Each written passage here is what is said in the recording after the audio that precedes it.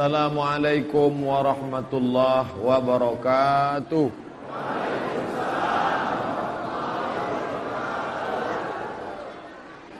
Alhamdulillahi rabbil alamin. Wassalatu wassalamu ala asyrafil anbiya'i wal mursalin Sayyidina wa maulana Muhammadin wa ala alihi wa sahbihi wa man tabi'ahu ila yaumiddin. Subhanaka la ilma lana illa ma 'allamtana innaka antal alimul hakim.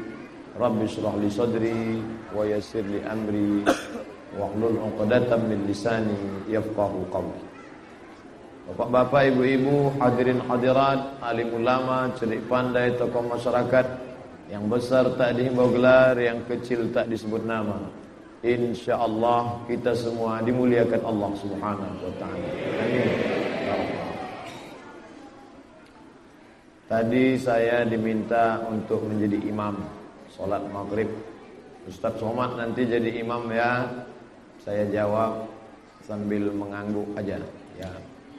Tapi setelah itu diperkenalkan, ini Ustaz kita, imam kita biasanya hafal Quran 30 juz. Tak jadi saya ngangguk. Ya hafal 30 juz, saya juz 30. Maka saya tunjuk beliau aja langsung jadi imam. Kalau ada orang sama kualitas iman, tak nampak iman di dalam, lalu mana yang paling layak jadi imam satu provinsi Kepri ini? Ulil amri, gubernur. Lalu gubernur tidak mampu jadi imam, diangkatlah imam ratib namanya, imam tetap. Sayyidina Umar radhiyallahu an pernah mengangkat imam tetap namanya Ubay bin Ka'ab untuk jadi imam salat tarawih. Kalau imam ratib tidak ada, lalu berkumpul semua orang, siapa yang paling layak jadi imam? Aqra'uhum, yang paling banyak hafalannya, wa afqahuhum, dan yang paling faqih, paling alim, paling mengerti Al-Quran dan Sunnah. Dialah yang paling maju. Sampai ke bawah ditulis oleh Syekh Wahbah Zuhaili dalam kitab Al-Fiqhul Islami wa Adillatuh, yang ke-14 baru nikah. Makanya kalau bulan puasa itu banyak imam-imam dari pondok tahfiz, anak-anak yang masih sekolah. Banyak jamaah mempermasalahkan, Ustaz, ya itu imam tarawihnya udah nikah atau belum? Pak, bapak jangan permasalahkan dia nikah tak nikah. Dia memang belum nikah, tapi udah hafal Quran 30 juz. Bapak udah nikah bolak-balik, tak aku hafal-hafal. Mohon maaf yang udah nikah tak hafal-hafal. Artinya orang itu dilihat dari kualitasnya. Khairukum, siapa orang yang paling baik di antara kita ini? Ramai dari ujung ke ujung. Laki-laki, perempuan, orang tua, anak muda, pejabat, rakyat jelata, alim ulama, orang awam. Siapa yang paling baik di antara kita? Menurut Nabi, khairukum, yang paling baik di antara kalian, man ta'allamal Qur'an, orang yang belajar Quran, wa 'allamahu, dan yang mengajarkan Al-Quran. Guru ngaji, itu yang paling baik. Guru fisika, guru kimia, guru biologi, guru matematika, guru bahasa Inggris, kursus. Anak Anda tidak bisa bahasa Inggris, kirim ke Pare. Pare Jawa Tengah apa Jawa Timur? Jawa Timur. Kawan saya dikirim ke Pare, mau kejar skor TOEFL, Test of English Foreign Language. Saya mau pergi dulu mat, kemana? Ke Pare. Alhamdulillah balik dari Pare lancar bahasa Jawanya. Bahasa Inggris mantap juga, dua-dua dia dapat. Bahasa Inggris mantap, bahasa Jawa mantap. How are you fine? Pripun kabare? Apik, wis perang-perang dina ora kabeh. Bonus Bapak Ibu yang dimuliakan Allah. Hari ini orang takut anaknya tak pandai bahasa Inggris, takut tak bisa fisika, kimia, biologi, matematika. Kenapa? Karena itu yang akan diuji terakhir, namanya UAN, ujian akhir nasional. Adapun dia tak pandai baca Quran, tak penting. Yang penting dia hebat fisika, kimia. Saya bukan anti pelajaran umum. Jangan katakan Ustadz Somad ini kolot, ini konservatif, ini mau ngajak kita ke zaman batu ini. Bukan itu maksud saya. Seimbang antara penghormatan kita antara pelajaran umum dengan pelajaran agama. Maka tadi ketika sedang diajak duduk sejenak, Ustaz duduk sebentar, sempat kita menghela napas, meminum agak seteguk dua teguk sebelum iqamat. Saya tanya, ini ruangan bawah untuk apa nih? Kenapa sholat di atas? Yang bawah ini tempat pertemuan Pak Ustaz. Oh, kenapa ada layar tancap tuh di bawah? Mana tahu ruangan tak cukup, di bawah bisa nonton. Hebat. Ada sekolah di sini? Ada Pak Ustaz. Sekolah apa? Sekolah tahfiz Quran. Hafal Quran? Iya. Berapa orang? Banyak Pak Ustaz. Mantap. Ini kalau udah ada air minum bisa panjang ini. Bapak Ibu yang dimuliakan Allah Subhanahu wa taala. Beruntung Bapak Ibu yang tinggal di kota Batam, Kepulauan Riau. Kenapa? Karena ada tiang-tiang, tonggak-tonggak. Bangunan akan roboh kalau tak ada tiang.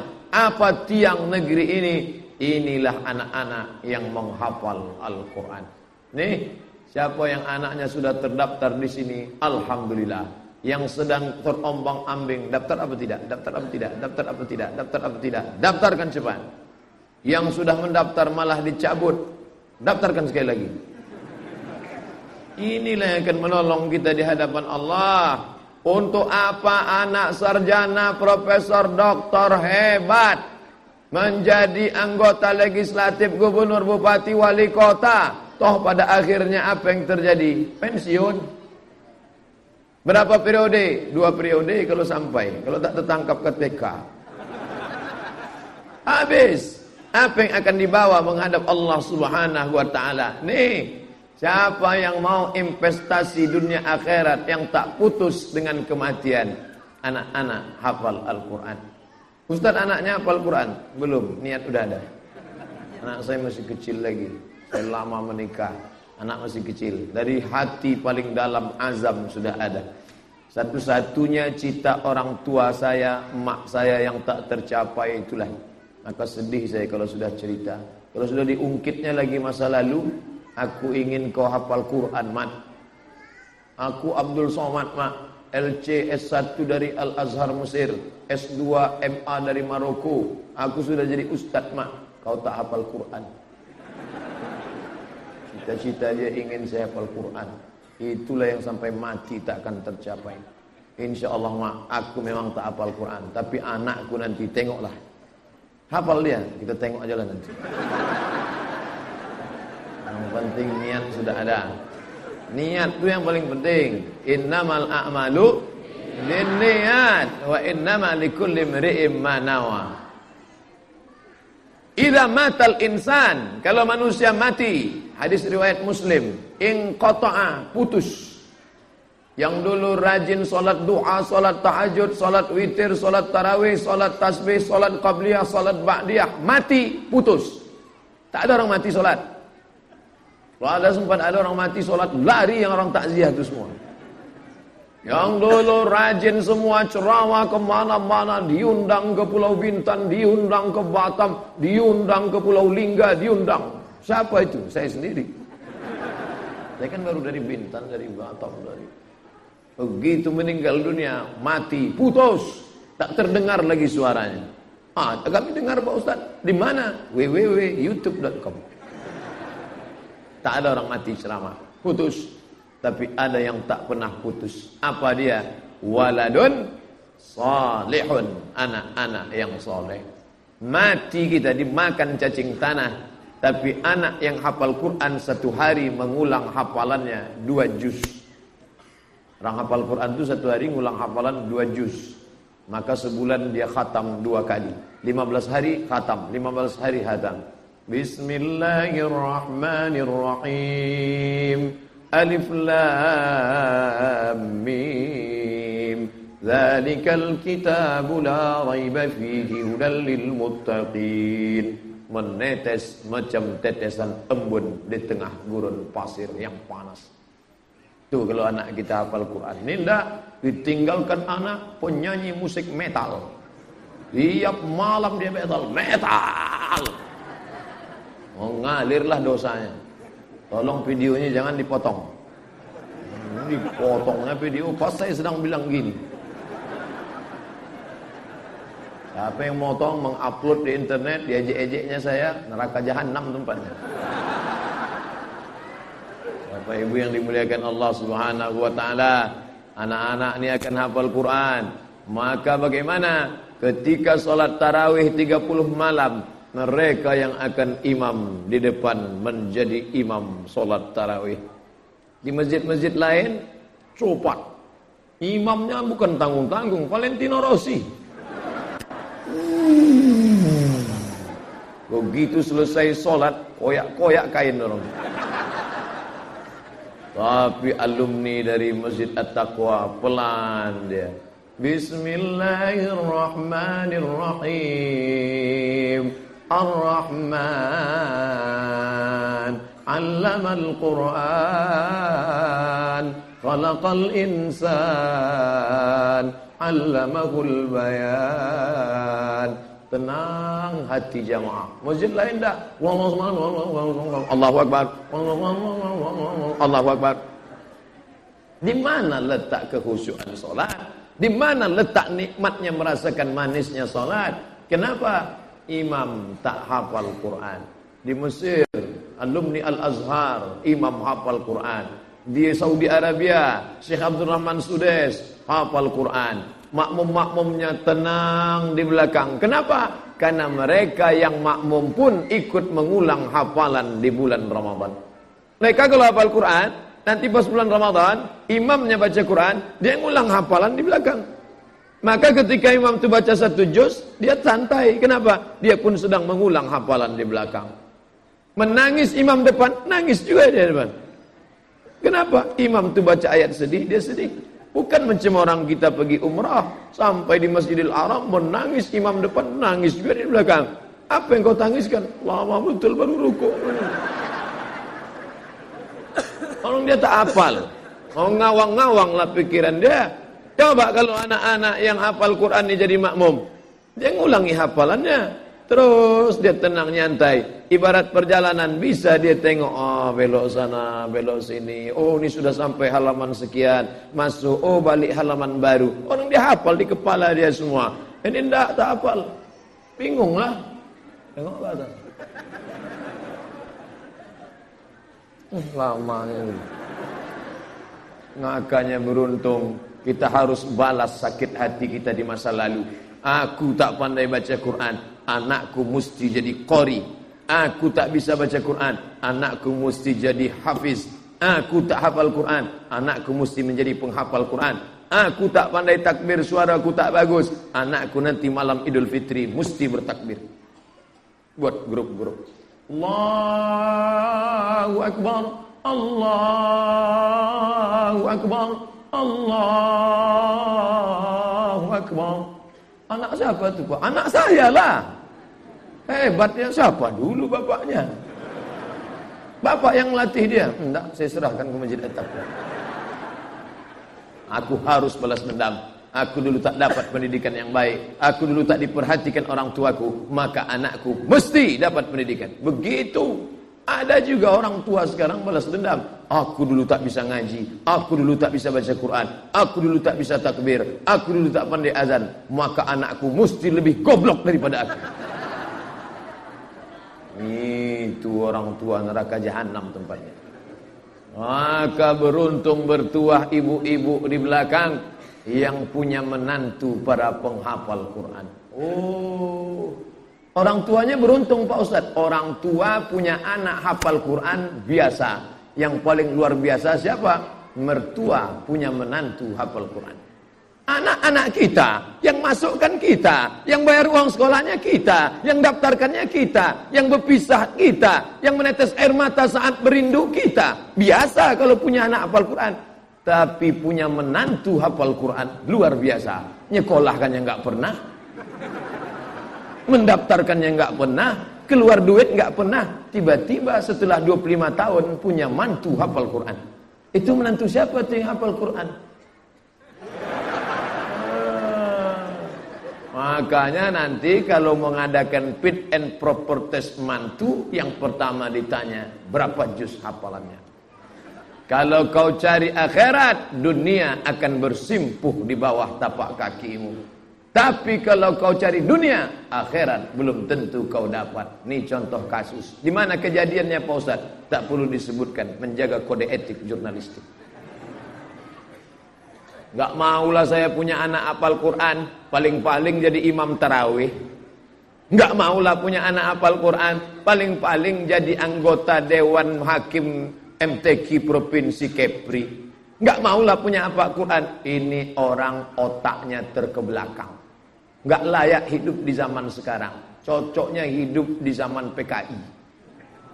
Sekarang anak-anak hafal Quran dapat beasiswa dari Pemprov, dapat beasiswa dari muhsinin konglomerat orang kaya, dapat beasiswa dari Universitas Indonesia, Institut Teknologi Bandung, Institut Pertanian Bogor, Universitas Gajah Mada memberikan beasiswa kepada anak-anak berprestasi yang hafal Quran. Silakan mau pilih fakultas apa, mau pilih jurusan apa. Bayangkan yang hafal Quran 30 juz, hebat dia, masuk SNMPTN, Seleksi Nasional Masuk Perguruan Tinggi Negeri. Dipilihnya jurusan Fakultas Ilmu Sosial dan Politik.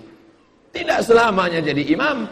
Yang bakat jadi imam silakan, yang bakat jadi guru silakan, yang bakat politik ikut dia. Begitu dia masuk ilmu politik, S2 politik, S3 politik, otaknya cerdas, malaikat mendoakannya siang, pagi, dan malam, pulang dalam keadaan doktor. Nasib baik jadi gubernur Kepri.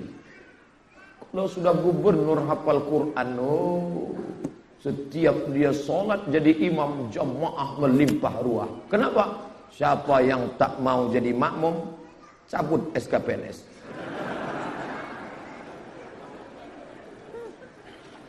Saya kalau jadi imam, setiap selesai salam, saya miring ke kanan. Kenapa Ustaz miring ke kanan? Hadis riwayat Muslim, Nabi miring ke kanan karena sahabat ingin barokah sebelah kanan. Tapi ada hadis riwayat Bukhari, Nabi kalau selesai jadi imam, dia ngadap ke jamaah. Ustaz gak pernah, sekalipun saya gak pernah ngadap ke jamaah. Kenapa? Saya gak berani. Nabi dulu selesai sholat, dia ngadap ke jamaah. Dia periksa satu-satu. Asyahidun fulan, asyahidun fulan, asyahidun fulan. Mana sebulan? Mana sebulan? Mana sebulan? Yang hafal Quran, ambil politik, ikut pilkada, jadi gubernur, jadi imam, hafal Quran, bisa diperiksanya satu-satu selesai sholat. Mana kepala dinas, mana kepala badan, mana kepala kantor, mana yang berkepala, mana yang tak berkepala. Kenapa dia bisa periksa? Karena dia punya segenggam kekuasaan. Kalau dia menjadi anggota legislatif, menjadi anggota DPRD, provinsi, kota maupun kabupaten, dia akan duduk. Dia pasti akan menolong memperjuangkan Al-Quran. Berapa alokasi dana APBD provinsi, kabupaten, kota yang kita cocok untuk penghafal Quran, dia akan perjuangkan. Menurut saya 20% untuk pendidikan, 15% untuk kemaslahatan umat. Ini harus diperjuangkan. Kenapa? Karena dia hafal Quran, merasakan sebagai seorang penghafal, merasakan bagaimana dulu sakitnya menjadi santri. Itu yang tak bisa dirasakan. Karena ini ilmu rasa. La ya'rif man lam yaduk. Orang tak tahu kalau tak pernah merasakan. Di pesantren bukan senang. Ibu-ibu yang sudah menitipkan anak, jangan menangis, jangan menetes air mata. Kalau menjenguk dia, kuatkan. Kalau enggak sanggup, jangan tengok. Jangan jenguk anak di tempat tahfiz yang sudah mondok membawa bekal air mata. Anak, kamu pulang aja ya. Kalau ibu tak kuat, jangan datang. Kalau mau datang, kuatkan. Gimana Pak Ustaz, saya enggak kuat. Asal nengok dia nangis terus. Nangis dulu di rumah, sampai kering. Setelah kering, baru datang. Kau tegar ya nak. Apapun yang terjadi, kau harus tetap belajar di sini. Ibu tinggalnya di mana? Di Batam. Anaknya mondoknya di mana? Di Masjid At-Taqwa. Berapa jarak? Berapa jaraknya? Cuman 10 km Pak Ustadz. 10 km nangisnya 10 hari. Saya kuliah di Mesir 4 tahun. 99, 2000, 2001, 2002. 4 tahun. Jangan dipoto. Ini saya foto gini dibuatnya komen, harus beristri 4. Banyak foto saya dipleset-plesetkan orang. 99, 2000, 2001, 2002.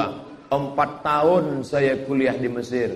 Tak pernah sekalipun balik kampung. Tak pernah sekalipun orang tua menjenguk. Tak pernah sekalipun emak ayah saya nelpon mengatakan kami rindu pada kau nak. Tak pernah. Sampai terlintas di pikiran saya, jangan-jangan aku ni anak angkat. Setelah pulang punya anak, sekarang rasanya rindu sama anak luar biasa. Buah hati belayan jiwa. Baru saya tahu begitu sakitnya berpisah sama anak. Kalian baru jenguk 2 minggu sudah merajuk, lari lompat pagar. Jangan. Kuatkan hatimu nak. Kirim WA, SMS ke rumah. Apapun yang terjadi, aku tak akan pulang. Walaupun sedang liburan.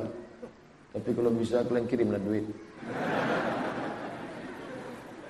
Jangan sampai mental kita hancur gara-gara ini. Lebih baik ibu sekarang menangis meratap daripada nanti menangis. Sekarang nangis kenapa? Karena mereka belajar Quran. Sekarang menangis kenapa? Karena mereka mondok. Sekarang menangis kenapa? Karena berpisah. Masih dapat pahala. Tetesan air matanya bernilai pahala. Daripada 20 tahun akan datang. Nangis kenapa? Karena mereka sudah kena narkoba. Nangis kenapa? Karena mereka berzina. Nangis kenapa? Karena mereka ikut garong perampok. Nangis kenapa? Karena maksiat dan dosa. Sayang anak tinggal-tinggalkan, sayang anak pukul-pukulkan, sayang anak jauh-jauhkan untuk membentuk engkau nak. Kalau hendak membentuk buluh bambu, biarlah dari rebung yang putih, yang lembut, yang lunak, bisa dibentuk melengkung, bisa dibentuk melingkar, bisa dibentuk membulat. Tapi kalau sudah jadi bambu yang keras, bambu kuning, hanya 2 kemungkinan. Kalau tak dia patah, kepala kita pecah. Nih yang sedang lembut dibentuk. Tak tahan saya menengok mereka di pesantren tahfiz Pak Ustaz. Kenapa? Di rumah kasurnya spring bed 2 lapis. Di sana TV. Di rumah makanannya manja, enak, tenang, kenyang, lemak. Cabainya dibelah. Takut anak kepedasan, bijinya dibuang, dicampur gula merah agak manis sedikit, disuapkan ke mulutnya, pedas nak. Tapi begitu di pesantren kami tengok cabainya dalam tong besar ember. Bukan cuman bijinya yang diblender Pak Ustadz, batang akarnya pun ikut juga. Sabar, kau sedang digembleng. Ketika ada orang menikah, berikut ini pemasangan cincin dari mempelai laki-laki setelah akad nikah, sebelum jangan. Pemasangan cincin kepada tangan mempelai perempuan setelah akad nikah. Semua memandang berkilau cincin emas luar biasa. Orang memandang kenapa? Setelah jadi cincin emas. Itu prosesnya orang tak mau tahu. Mau tahukah mereka bagaimana proses dia menjadi cincin emas? Tak tahu mereka. Mereka tak tahu bahwa emas itu berasal dari nun pedalaman hutan Kalimantan. Di dalam sungai yang dalam. Diambil itu kuali besar. Diambil tanah liat. Diputar-putar mau mencari emas. Untuk membedakan, memisahkan mana kuning tanah, mana kuning emas, mana kuning satu lagi. Setelah nampak ini sampah, ini kotor, ini bau, barulah dapat butiran-butiran emas. Belum jadi cincin. Butiran emas tadi dimasukkan dalam cetakan, dibakar, panas, menyala, merah untuk menghilangkan karat kotor. Setelah hilang hitam-hitamnya, emas tinggal bulat bergumpal. Setelah itu baru dicetak, dipahat, diukir bulat. Belum juga cocok, diukir, dipahat, diukir, dibakar, digosok. Setelah itu barulah dibawa ke Jakarta. Dari Jakarta dibawa ke Kepulauan Riau. Setelah itu barulah diletakkan di etalase kaca. Semua orang menengoknya. Barulah anak gadis terpukau melihatnya. Yang ini untuk akad nikah kita nanti ya. Kata si laki-laki, iyalah, dengan berurai air mata karena duitnya tak sampai untuk beli. Bapak Ibu yang dimuliakan Allah Subhanahu wa taala. Sekarang berapa banyak laki-laki menikah, maharnya Al-Quran, tapi bukan Quran untuk diamalkan.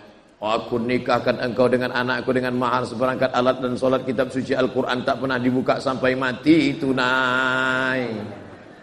Al-Quran diletakkan di sampul kain sutra. Lalu kemudian kain sutra tadi pun digulung, Quran diletakkan di dalam. Setelah itu diletakkan di dalam kotak kayu jati yang dibeli dari Jepara. Bukan main indahnya. Setelah itu diperlihatkan, sudah cocok kainnya? Cocok. Sudah mantap Qurannya? Mantap. Bisa ditutup? Bisa. Dipaku 4 sudut sampai mati tak pernah dibuka. Diletakkan di lemari kaca di ruang tamu. Setiap tamu yang menengok, melihat, memandang, semuanya terkagum luar biasa sambil memanggil kucing. Bukan begitu memuliakan Al-Quran. Mereka tak punya Quran dalam kayu jati. Mereka tak punya Quran dalam kain sutra. Di mana Qurannya nak? Katanya kau mau nikah dengan anakku dengan mahar Quran. Mana Qurannya nak? Sudah di sini semua Pak. Bisa kita tes? Bisa, tapi jangan Bapak yang ngetes. Karena Bapak tak pandai baca Quran. Oh gitu, janganlah.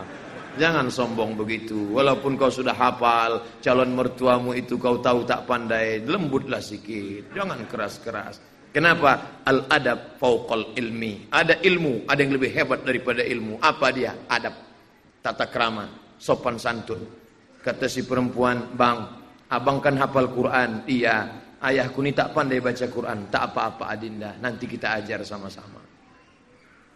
Kurang ajar menantu gitu Pak Ustaz. Bapak Ibu yang dimuliakan Allah Subhanahu wa taala. Dengan itu, ketika orang sibuk malam pertama liburan ke Bali, liburan ke Hawaii, liburan ke Eropa, tapi menantu yang hafal Quran tadi bagaimana? Dia mengajar istrinya. Kenapa? Karena dia pernah mendengar riwayat ada sahabat Nabi yang menikah dengan mahar mengajarkan Al-Quran. Nabi sedang ceramah nih. Ketika Nabi sedang ceramah, tiba-tiba tegak seorang laki-laki. Seorang perempuan, laki-laki, tegak perempuan. Apa kata dia? "Ya Rasulullah, ya, inni wahabtu laka nafsi. Inni wahabtu laka nafsi. I give myself for you." Aku berikan diriku kepadamu. Nabi diam aja. Nabi cuek, Nabi diam aja. Karena Nabi terlalu lama diam, tegak seorang laki-laki. "Ya Rasulullah, kalau kau tak mau, untuk aku aja lah." Serius loh. Mau ente nikah sama dia? "Iya ya Rasulullah." Kata Nabi, "Iltamis walau khataman min hadidin." Pulang kau ke rumah, cari cincin walaupun terbuat dari besi. Pulang dia ke rumah, dibukanya lemari, dicarinya cincin besi. Tak ada. Ini orang sudahlah susah, nekat. Pulang dia lagi ke menghadap Nabi. "Tak ada ya Rasulullah." Cari lagi, kain pun tak apa-apa. Pulang dia ke rumah, dicarinya, bongkar, dapat satu kain. Lalu dia bawa ke Nabi. "Ya Rasulullah, aku dapat satu kain." "Kau mau nikah dengan dia?" "Iya." "Maharnya apa?" "Ini kainnya Rasulullah." "Kainmu berapa?" "1 ya Rasulullah." "Nanti kalau istrimu pakai kain, kau pakai apa?" Terdiam dia. Suasana sepi. "Hal ma'aka minal Quran?" Apakah kau ada hafal Quran? Dia jawab, "Suratu kada, suratu kada, suratu kada, suratu kada." Aku hafal surat ini, surat ini, surat ini, surat ini. Langsung dinikahkan Nabi di majelis itu. "Zawwajtukaha bima ma'aka minal Quran." Kunikahkan engkau dengan dia dengan mahar mengajarkan Al-Quran. Itu aslinya. Tapi jangan gara-gara ini bapak yang dulu nikah pakai mahal Quran lalu pulang ke rumah ngomong ke istrinya, "Adinda, ternyata nikah kita bermasalah." Nikah yang dulu pakai mahar Quran sah, Jangan sampai nanti jamaah komplain ke pengurus, gara-gara Ustaz Somad suami saya ini lain aja niatnya sekarang Pak Ustaz. Saya ulang sekali lagi, nikah yang kemarin pakai Quran sah, tapi kalau dia hafal Quran dia tidak hanya sebagai mahar, tapi dia ajarkan istrinya, maka dia pun maju ke depan. Allahu Akbar, Bismillahirrahmanirrahim, Alhamdulillahi Rabbil Alamin. Dibacakannya ayat-ayat Al-Quran. La taj'alu buyutakum kubura. Jangan jadikan rumah kalian kuburan. Kenapa rumah itu kuburan? Tak ada suara ayat Al-Quran. Tapi rumah ini baru malam pertama sudah terdengar ayat-ayat Al-Quran. Tahajud 8 rakaat, witir 3 rakaat. Ayat Al-Quran beberapa halaman terdengar suara luar biasa. Macam suara tawon, malaikat mencatat. Huwallazi anzala sakinata. Dialah yang menurunkan ketenangan fi qulubil mu'minin, dalam hati orang beriman, dalam rumah orang beriman. Kan? Nampak wajah-wajah menyesal tak nikah sama hafal Quran kan? Bapak ibu yang dimuliakan Allah, ibu yang menyesal di masa lalu, jangan meratapi, jangan menangisi nasib. Anak-anak gadis ibu akan datang, booking memang dari sekarang. Ada 100 nomor seat kosong. Datangi anak-anak penghafal Quran itu. Nak, nanti kalau kau sudah lajang, kau sudah sekolah, kau datang ke rumahku ya. Anak saya laki-laki pula.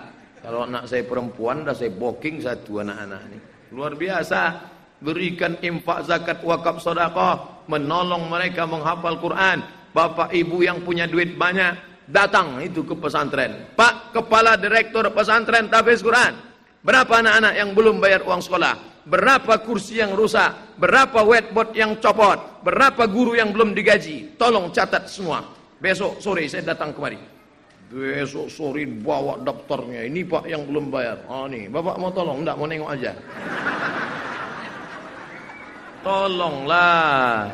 Itulah yang menolong kita di hadapan Allah Subhanahu wa taala. Adapun harta yang banyak melimpah ruah, tak ada yang bisa menolong. Tapi ini yang kita tolong ini, tegak masjid berdiri megah. Senang saya ceramah di Masjid At-Taubah ini. Kenapa? Tak ada tiangnya. Tak ada tiang. Manfaat dari masjid yang tak bertiang, sop tak ada putus. Dari ujung ke ujung tak putus. Manfaat dari masjid tak ada tiang, pandangan kita lapang, segar bugar. Kamera pun tak terhalang untuk mensyuting. Manfaat dari masjid tak ada tiang, ceramah ustaz langsung ke telinga jamaah. Makanya semuanya mendengar. Coba kalau ada tiang, tersangkutlah ceramah itu ke tiang-tiang. Luar biasa Masjid At-Taubah. Lebar, luas, tinggi. Cuman yang sakit asam urat agak payah sedikit naik ke atas. Tapi disediakan di bawah layar tancap. Tengoklah bawah. Penasaran dia, bergoyang puyak layar itu dihembus angin. Kadang-kadang bulat muka ustaz itu. Kadang-kadang peta ada nampak. Nasib lah tak bisa naik. Tenang, pahala bapak ibu yang di bawah sama dengan yang berada di atas. Sama-sama rumah Allah Subhanahu wa ta'ala. Bayangkan kalau anak penghafal Quran itu perempuan, dapat beasiswa Fakultas Kedokteran Universitas Indonesia, dokter spesialis, pulang ke Batam jadi dokter di rumah sakit. Bayangkan, habis dia sholat duha, mengulang hafalan 2 juz, dia pun masuk ke ruang pasien, dibawanya jarum suntik. Ibu sakit? Iya nak. Menengok wajahnya berkilau cahaya, bekas air wudhu, pancaran hafal Quran, belum disuntiknya udah sehat pasien. Tangannya yang sejuk karena hafal Quran, pancaran nur ilahi yang turun Faidur Rahman, dipegangnya kening si ibu. Bismillahirrahmanirrahim. Ar-Rahman. Baru disuntiknya. Tenang hati si ibu. Coba kalau anak yang tak pandai baca Quran masuk ke ruang pasien, anak metal pula tuh, masuk ke dalam rambutnya macam durian. 3 warna, merah, kuning, kelabu, kuku hitam. Wah, anak-anak funky kuku hitam, anting-anting, di sini 6 biji, di sini 6, di sini sebiji. Macam sapi kurban. Bawanya masuk dia ke dalam ruangan rumah sakit. Siapa tadi yang mau disuntik? Siapa? Ibu-ibu menengok, ucat sangkanya malaikat maut. Apa ini gitu? Tak ada pendidikan agama. Maka terlalu banyak sudah mulut yang kontra, yang mengamuk. Mengapa kita tidak islami? Mengapa ulama didiskriminasi? Mengapa tidak ada keadilan? Mengapa? Sudah terlalu banyak yang mencaci maki kegelapan. Gelap, gelap, gelap. Kenapa tak ada satu yang menyalakan lilin? Ustadz-ustadz tak pernah bicara politik. Ustadz-ustadz di dalam khusyuk hanya mengajar saja. Lalu apa kata orang? Apa nih ustadz-ustadz ini? Tak peduli kepada keadaan. Kalian mau unjuk rasa silakan. Kalian mau mengamuk di jalan silakan. Tapi kami fokus dengan perjuangan kami. Mereka sedang memperbaiki umat ini. 100 anak hafal Quran akan melahirkan 100 anak, akan melahirkan 10 penghafal, akan punya ini istri. Maka 100 menjadi 200. Kok bisa jadi 200? 100 anak menikah 100. Itu kalau tak poligami. Bayangkan kalau istrinya 400. Lahir anaknya 4 lagi. Luar biasa. Orang baik-baik punya investasi akhirat. Oleh sebab itu ketika mendengar ini tadi, maka membangkitkan semangat al-mahiru bil Quran. Mereka yang mahir membaca Quran, hafal Al-Quran, ma'as safaratil kiramil bararah, akan bangkit nanti dari kubur bersama malaikat. Wa idzal quburu bu'sirat, ketika kubur dibangkitkan. Ketika bangkit dari kubur, ditengoknya sebelah kanan malaikat, kiri malaikat, muka malaikat, belakang malaikat. Aku kok sama malaikat? Aku kan manusia. Kau dibangkitkan bersama malaikat karena engkau penghafal Al-Quran. Dan mereka bisa pula memberikan syafaat. Di mana orang tuaku? Di mana emakku? Di mana ayahku? Emak dan ayahmu di sana di ruang transit. Datang dia ke ruang transit, lalu dia bisa menolong, menarik. Kenapa? Syafaat orang-orang beriman. Dengan syarat antara ibu dan anak masih satu signal, sama-sama simpati. Tapi kalau sudah lain nomor, roaming payah itu.